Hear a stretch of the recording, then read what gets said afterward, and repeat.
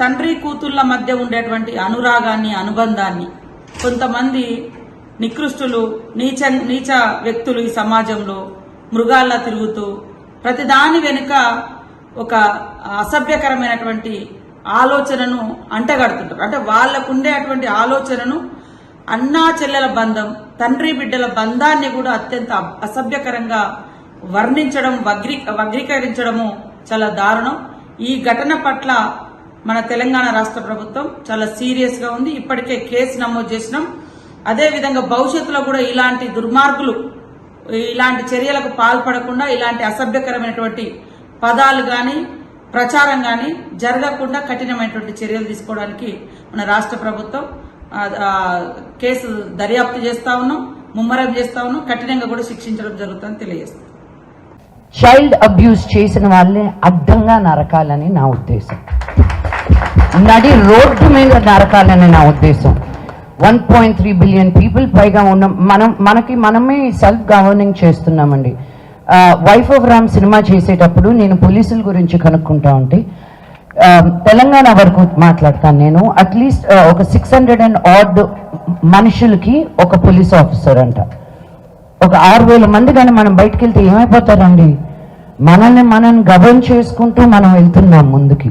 So ఇలా తప్పు చేసిన వాళ్ళు ఎవరో ఒకరు ఆవును తిన్నారనో, ఎవరో ఒకరు హిజాబ్ వేసుకున్నారనో, ఎవరో ఒక మతాన్ని కరెక్ట్ చేస్తున్నారనో అని బాధపడమాకండి.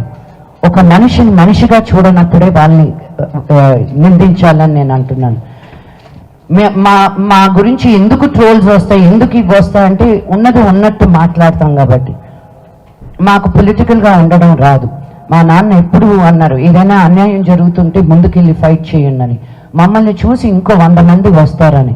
ఎవరో ఇంట్లో కూర్చొని అలా టైప్ కొట్టుకునే వాళ్ళ గురించి నేను ఆలోచించడం కరెక్ట్ కాదు. సో మనోజ్ ఏది చేసినా ఆలోచించి, ఎంత ఎమోషనల్గా ఇంపల్సివ్గా ఉన్నా కూడాను ముందుకొచ్చి ఫైట్ చేస్తే ఒక ధైర్యం అని వస్తుంది నార్మల్ మనుషులకు కూడా. అందుకే నాకున్న ఈ ప్లాట్ఫామ్, ఈ వాయిస్ని నేను తక్కువ అంచనాగా చేయను. ఈరోజు 33 స్కూల్స్ ఓపెన్ చేసాం మేము యాదగిరిగుట్టలో. ఈ 2022 నుంచి ఇప్పటి వరకు 84 గవర్నమెంట్ స్కూల్స్లో స్మార్ట్ క్లాస్ రూమ్స్ పెట్టాం. అక్కడికి ఎందుకు వెళ్ళి పెడుతున్నారండి, ఇక్కడ పెడితే మీకు ఇంకా ఎక్కువ మీడియా కవరేజ్ ఉంటుంది కదా అని. నేను మీడియా కవరేజ్ గురించి ఆలోచిస్తే యాదగిరిగుట్ట దాకా నేను వెళ్ళి చెయ్యాలా? నాకు బలహీన వర్గాలకి హెల్ప్ చేయాలంటే నాకు ఇష్టం. మా నాన్నకి నాకు ఒకటి తేడా. ఆయన గవర్నమెంట్ స్కూల్కి వెళ్ళారు, నేను ప్రైవేట్ స్కూల్కి వెళ్ళాను. ఆయన బయటకు వచ్చి ఏదో ఒకటి సాధించాలనుకో ఉండకపోతే నేను కూడా మోదుగులపాలెంలో రైతు బిడ్డగానే మిగిలిపోయేదాన్ని. అది తక్కువ అనట్లేదు నేను, కానీ అందరికీ ఒక ఆపర్చునిటీ ఉండాలి అన్న ఉద్దేశంతో నేను గవర్నమెంట్ స్కూల్ పిల్లలతోటి పనిచేస్తున్నాను. ఊరిని బాగు చేయనక్కర్లే, ఒక బడిని బాగు చేస్తే చాలు, వాళ్ళే ఊరిని బాగు చేస్తారన్న నమ్మకం నాకు. So it's really heart breaking. నేను వినలేదు ఇది ఇంకా, బికాజ్ నేను చూడడం మానేశానండి. ఫస్ట్ అండ్ ఫార్మోస్ట్ న్యూస్ చూడడం మానేశాను. అప్లోడ్ వరకే కానీ మళ్ళీ కామెంట్స్ చూస్తే రాత్రి భోజనం చేయలేను తెలుసా. ఎందుకు ఇంత హర్ట్ఫుల్గా మాట్లాడతారు?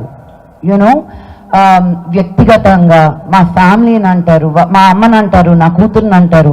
వెనక్కి తిరిగి నేను కానీ నిన్ను అనడంలో ఎంతసేపు పడుతుంది చెప్పు? మీకు లేరా అమ్మలు, మీకు లేరా కూతుర్లు? మేము ఏం చేసినా ఒక 10 మందికి మంచి చెయ్యాలి, మిమ్మల్ని ఎంటర్టైన్ చెయ్యాలని అనుకుంటున్నాం, కానీ మీ డబ్బులు మేము కొట్టేయట్లా, మోసాలు చేయట్లా. వాళ్ళ వెనకాల పడండి మీరు.